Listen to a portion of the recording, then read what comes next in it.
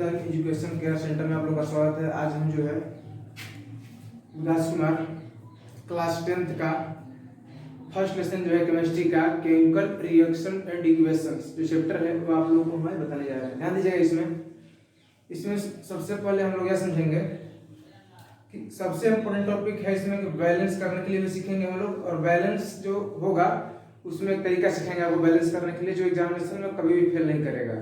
ठीक है ना।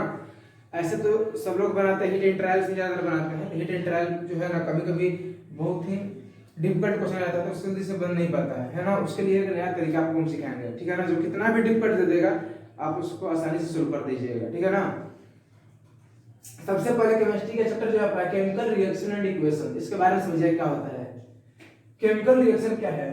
The change of one or more substance into another substance, एक और एक से अधिक substance जो है वह दूसरे substance में चेंज होता है। Having different compositions, उसका composition क्या होगा? अलग अलग तरह का होगा। And different property, जैसे एग्जाम्पल समझिए इसको, H2 plus O2 तो क्या बनेगा? H2 है ना। अब बताओ कि हाइड्रोजन जो होता है ये बहुत ही ज्वलनशील गैस है, मतलब बहुत ही विस्फोटक गैस है ना। इसी से बनता है हाइड्रोजन बम। कितना विस्फोटक होता है हाइड्रोजन बम। ऑक्सीजन क्या करता है कि इसको जलने में मदद करता है।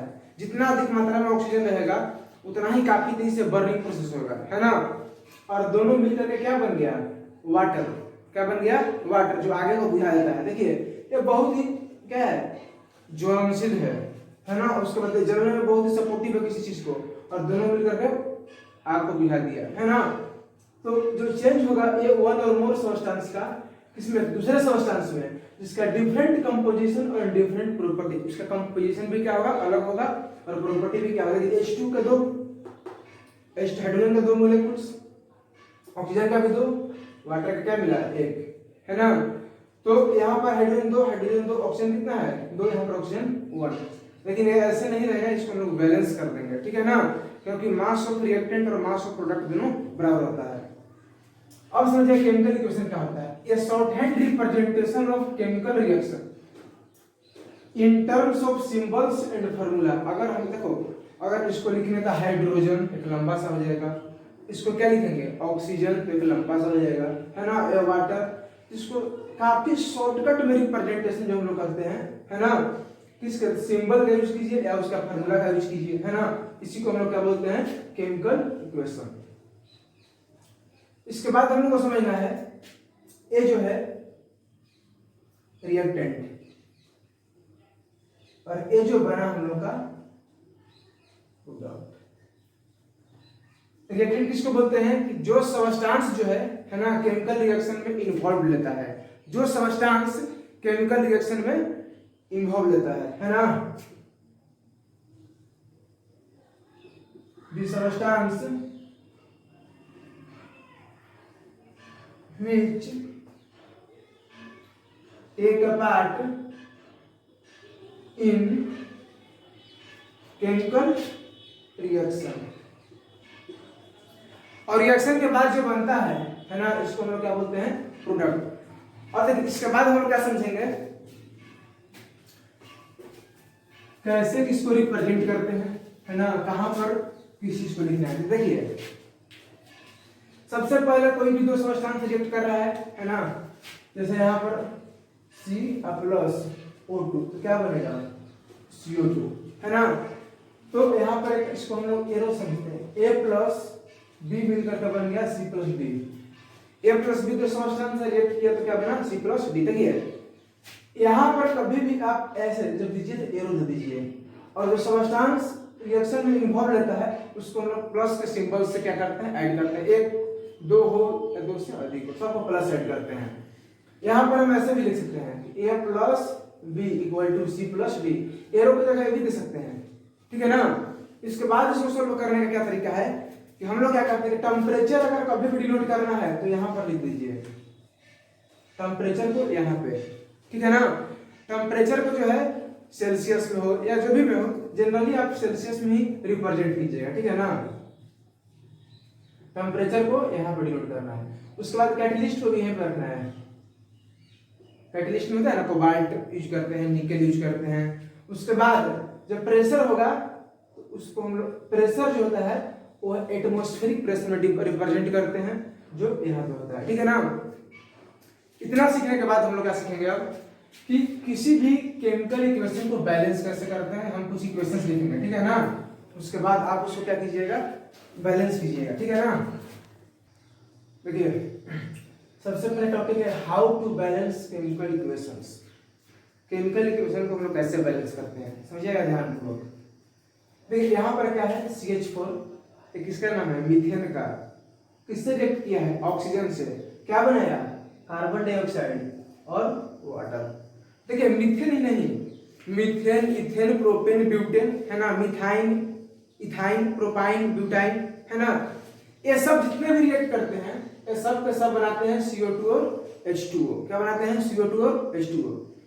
अब हम लोग इसको समझिएगा ध्यानपूर्वक, कितना आसानी से करते हैं। देखिए कैसे बैलेंस करते हैं। सबसे पहले A मान लीजिए, A क्या मान लीजिए इसको पहले A, क्योंकि देखिए कोई भी चीज जब फील करते हैं लोग कहीं आगे ही नहीं लगता है, तो यहाँ पर मान लीजिए कि A है, इसके आगे जो है मान लेते हैं कि यहाँ पर B है, यहाँ पे क्या मान ले C, और यहाँ पर मान लेते हैं D। तरीका को ध्यानपूर्वक समझना है बैलेंस करने के लिए। सबसे पहले चलाओ कार्बन पे, ठीक, कार्बन पे। अब बताओ यहाँ पे कितना कार्बन है, एक, तो यहाँ पर क्या लिखेंगे A इंटू 1, क्या हुआ A। उधर चलाइए, यहाँ पे कार्बन कितना है, एक, है ना, तो C इंटू 1 तो क्या हो जाएगा C। यहाँ तो कोई दिक्कत नहीं ना। अब समझिएगा, इसके बाद हाइड्रोजन है, तो हाइड्रोजन को हम लोग क्या करते हैं, इक्वल करते हैं।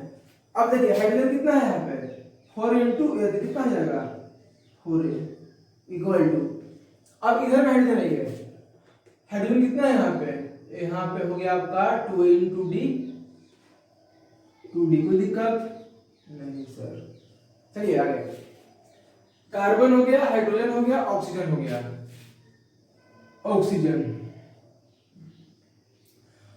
कितना हुआ, 2 इंटू B,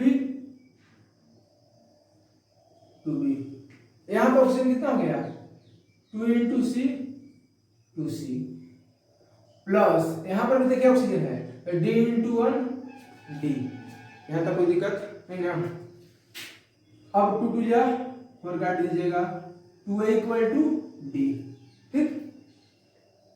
अब क्या करो कि ये सब को जो है ना इक्वल रेशियो में कर दीजिए। तो अब बताइए कैसे करेंगे, A:2, B:2, C:2, D, और सारे को एक टर्म में कन्वर्ट कर दीजिए, या तो A के टर्म में कर दो, B के टर्म में, C के टर्म में, D के टर्म में, जिसमें तुमको आसानी लगे उसमें कन्वर्ट कर दो। हम सबको कर रहे हैं A के टर्म में, ठीक है ना, A के टर्म में। A को A ही छोड़ दिए, कोई दिक्कत नहीं। अब बताओ कि हम B को बदलने जा रहे हैं A के टर्म में, तो यहाँ पर कैसे लिखेंगे, 2 इंटू C का वैल्यू क्या रहे हैं यहाँ पे A प्लस D का वैल्यू क्या रहे हैं 2A, तो 2A प्लस 2A कितना हो जाएगा आपका 4A, यानी 2B इक्वल क्या हो जाएगा 4A, 2 2 जा 4, B का मान कितना चलेगा 2A, तो यहाँ पर क्या लिखेंगे 2A। उसके बाद ध्यान दीजिएगा C का वैल्यू कितना होगा A ला चुके हैं, D का वैल्यू कितना लाए हैं 2A। अब बताओ, अब देखो ध्यान दो, सब में A है, A को हटा दीजिए, A, यहाँ पर क्या बच गया तो 1, यहाँ पर 2, यहाँ पर 1, यहाँ पे 2। अब इसके बाद क्या करेंगे हम लोग, ये सब वैल्यू को यहाँ पे पुट कर दीजिए, 1 2, उसके बाद 1, उसके बाद 2। और इतना तक हो गया, बैलेंस हो गया ना। आप इसको बैलेंस कीजिएगा और इसको हम चेक कर लेते हैं। कार्बन कितना है 1, कार्बन कितना है 1, ठीक है। हाइड्रोजन कितना है 4, हाइड्रोजन कितना है 4। यहाँ पे ऑक्सीजन 2 या 4, ऑक्सीजन कितना है 2 और 2 4। देखिए बैलेंस हो गया ना। यह तरीका एग्जामिनेशन में अप्लाई कीजिए, अब कभी भी फेल नहीं करेगा, है ना, और इसमें कभी भी कोई गलत आंसर नहीं आएगा, ठीक है। अब बैलेंस किसी भी तरह का आप इस प्रोसेस से बैलेंस कर सकते हैं। है ना। और आप चेक करके देख लीजिएगा बैलेंस करके होता है नहीं, कितना आसान है प्रोसेस है। इसके बाद हम लोग पढ़ने जा रहे हैं टाइप्स ऑफ केमिकल रिएक्शंस। क्या पढ़ रहे हैं, ध्यान दीजिएगा। अब हम लोग पढ़ रहे हैं टाइप्स ऑफ केमिकल रिएक्शंस, है ना।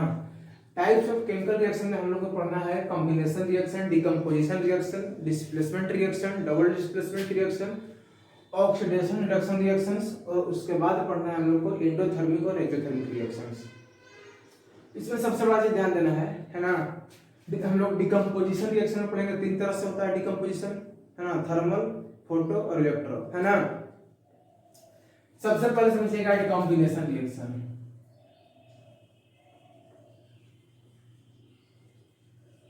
Combination reaction, reaction in which two or more substance combine to form a single substance. A reaction in which two or more substance combine to form a single substance. ठीक है ना। वैसा reaction जिसमें 2 या 2 से अधिक सब्सटेंस क्या होंगे कंबाइन कर करके और क्या बनेगा, सिंगल सब्सटेंस का फॉर्मेशन करते हैं। देखिए कैल्शियम ऑक्साइड वाटर से रिएक्ट किया तो क्या बनाता है, कैल्शियम हाइड्रा ऑक्साइड, जिसको क्या बोलते हैं हम लोग, सेलेक्ट लाइन। सेलेक्ट लाइन याद रखिएगा, है ना। और यह सेलेक्ट लाइन से अगर आप कार्बन डाइऑक्साइड गैस को पास कर दीजिएगा तो इसका रंग जो है चेंज होकर के मिल्की हो जाता है ना। इस ये जो है चेंज होकर कैसा हो जाता है, मिल्की हो जाता है, ठीक है। और भी एग्जांपल समझ सकते हैं, ठीक है ना। जैसे मान लिया कि सल्फर डाइऑक्साइड को ऑक्सीजन से रिएक्शन करवाएंगे हम लोग, ठीक है ना, सल्फर डाइऑक्साइड को, तो क्या बनेगा, सल्फर डाइऑक्साइड बना देगा, है ना। तो इसको हम लोग बोलेंगे कॉम्बिनेशन रिएक्शन। अब समझिएगा decomposition reaction.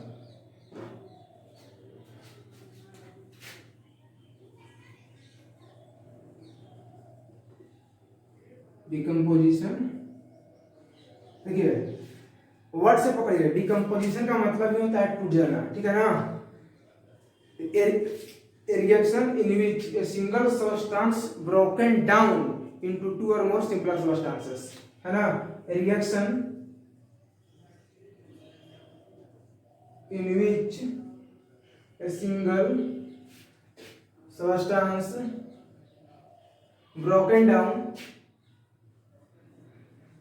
broken down into 2 or more simpler substances। एक जो है टूट करके क्या बनेगा, 2 या 2 से अधिक सिंपलर सब्सटेंस बनेगा। देखिए डिकम्पोजिशन रिएक्शन जो होता है वह 3 तरह से होता है, ध्यान दीजिए कैसे। पहला डिकम्पोजिशन रिएक्शन जो है ना, वह जो है वो आप ना घर पे हीट दीजिए, है ना, इलेक्ट्रिसिटी के द्वारा दीजिए, कोयला के द्वारा दीजिए, ठीक है ना, उसको हीट दीजिए, समझिए डिकम्पोजिशन रिएक्शन।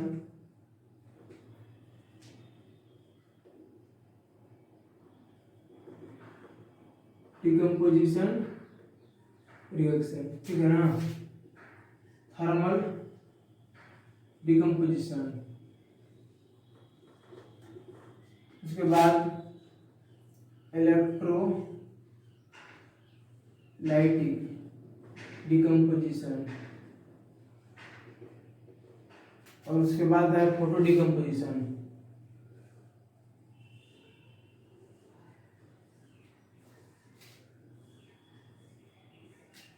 देखिए थर्मल डिकम्पोजिशन रिएक्शन उसको कहते हैं कि जो हम लोग हीट देते हैं और उसे डिकम्पोजिशन रिएक्शन टेक प्लेस, जैसे कैल्शियम कार्बोनेट, समझिएगा इसमें कैल्शियम कार्बोनेट को हीट दीजिएगा तो कैल्शियम ऑक्साइड और कार्बन डाइऑक्साइड में टूट जाएगा, ठीक है ना।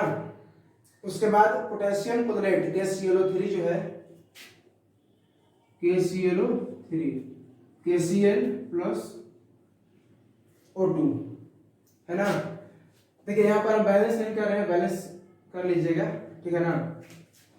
ये कैल्शियम कार्बोनेट किसमें टूटेगा, तो कैल्शियम ऑक्साइड कार्बन डाइऑक्साइड में। पोटेशियम क्लोराइड है ना, इसको भी क्या देना पड़ेगा आपको, हीट देना पड़ेगा। देखिए हीट दीजिएगा कैसे, तो आप खुद से हीट देना पड़ेगा आपको, या तो आप कोई कंटेनर में रख करके इसको, ठीक है ना, और किसी बर्नर से हीट दीजिए, ठीक है। इसके बाद देखिए यहाँ पर electrolytic decomposition, the reaction take place through electricity. दो reaction which take place through electricity, वैसा रिएक्शन जो इलेक्ट्रिसिटी के द्वारा होता है उसको हम लोग क्या बोलते हैं, इलेक्ट्रोलाइटिक डिकम्पोजिशन। जैसे H2 प्लस O2, यहां पर क्या देना पड़ेगा आपको, इलेक्ट्रिसिटी,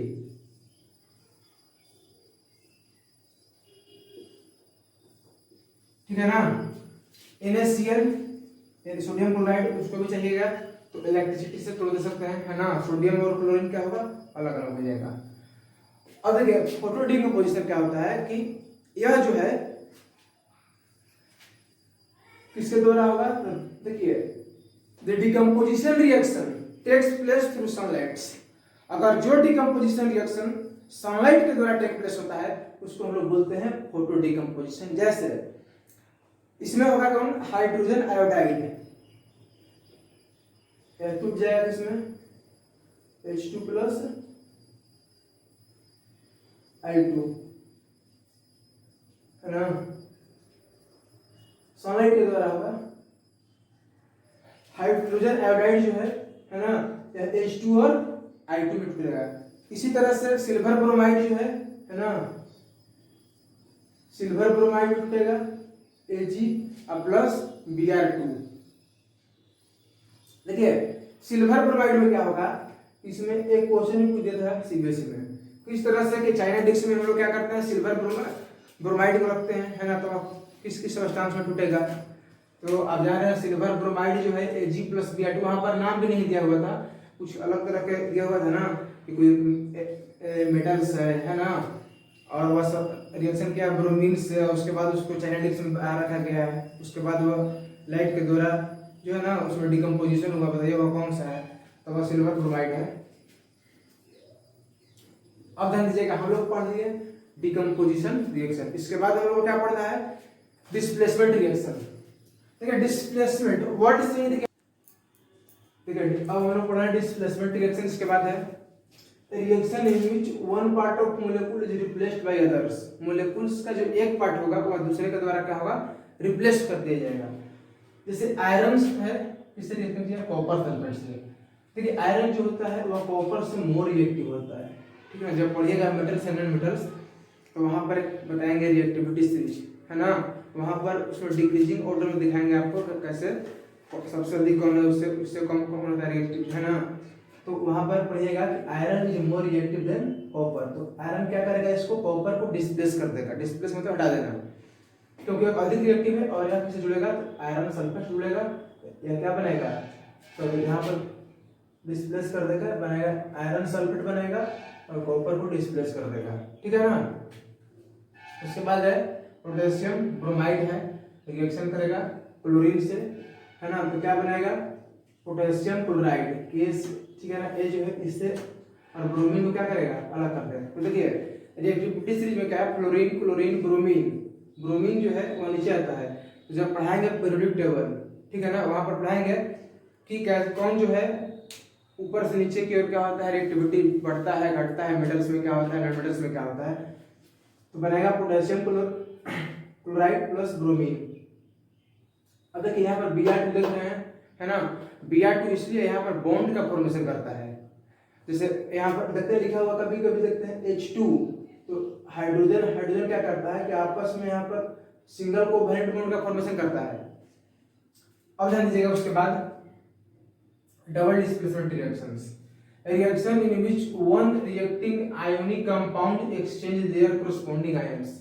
इसमें क्या होता है कि कोरस्पोंड यहाँ पर जो है तो दो रिएक्टिंग आयोनिक कंपाउंड रहेगा और अपने आयंस को एक्सचेंज कर लेगा। जैसे देखिए सिल्वर नाइट्रेट किससे रिएक्शन किया है, सोडियम क्लोराइड से, है ना, तो क्या बना दिया, सिल्वर क्लोराइड। देखिए यहाँ पर सिल्वर क्लोराइड, ये जान लीजिएगा सिल्वर क्लोराइड सॉलिड फॉर्म में रहेगा और यह जो है वह रहेगा एक्वस फॉर्म में रहेगा, यदि दोनों एक्वस फॉर्म में रिएक्शन करेंगे। तो यहाँ पर सिल्वर जो है इससे जुड़ गया और इसे आयन को एक्सचेंज कर लिया आपस में। अब देखिए यहाँ BaCl2 जो है और H2SO4 से रिएक्शन किया है, ठीक है ना, तो क्या बनेगा, बैरियम सल्फेट बनेगा। देखिए बैरियम सल्फेट दोनों एक्वस फॉर्म में रहेगा, लेकिन बैरियम सल्फेट जो बनता है वो सॉलिड फॉर्म रहता है। इसका एक्वस फॉर्म में रहेगा, इसका भी एक्वस फॉर्म, इसका भी एक्वस फॉर्म में रहेगा, ठीक है। तो आज हम लोग इतना ही पढ़ेंगे डबल डिस्प्लेसमेंट रिएक्शन तक, और आगे जो बच गया है, ठीक है ना, वे हम लोग नेक्स्ट वीडियो में पढ़ेंगे। और उसके बाद ध्यान दीजिएगा कि जो भी प्रॉब्लम आपको क्रिएट होगा, है ना, स्कूल का ग्रुप बना हुआ है उसमें भेज दीजिए, आपको जो है किसी भी तरह का प्रॉब्लम को सॉल्व कर दिया जाएगा। धन्यवाद।